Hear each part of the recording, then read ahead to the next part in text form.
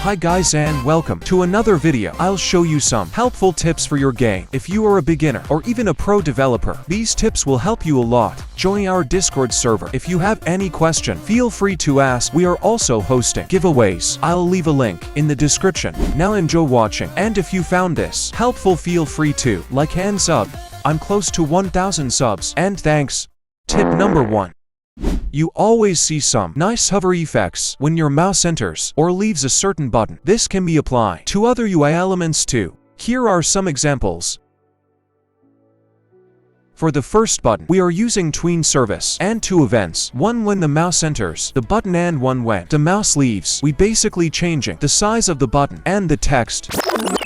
Don't worry, I'll leave the code in the description. For the next button, we are tweening the button's transparency. The same events as the previous button. Third button has a UI stroke. We are changing its thickness to create a cool effect. Fourth button is a very basic one. We are simply changing the button's color. Based on these examples, you can use your imagination to make more creative effects.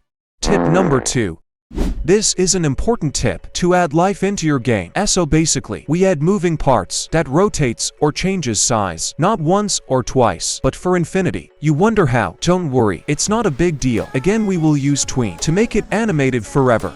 If you are not familiar with tweening, here is a quick explanation. First of all, you get the service, then we create our tween. It takes 3 properties: the object you want to tween, the tween information, and the goal. If you set the repeat count to -1, it will play forever. This is helpful for animations.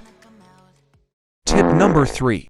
For the final tip, and I think this one is really important, it adds feelings to your game. Adding particles and effects brings joy and satisfaction. They are simple and easy. Guys, if you want me to make a tutorial on how to create particles and smooth effects, leave a comment. I read them all. After you finish making your particle, make sure it's disabled, because we will emit it via a script for certain events. For example, when you collide with objects and you want them to explode, just hop into your script, reference the particle, and then emit and place a number that will create a burst. If you found these tips helpful, feel free to subscribe and support me. I'm really close to 1,000 subs. I've been working hard, and I promise to improve my videos quality. Join our Discord server. We are trying to make our family active again. Stay safe and have a nice day.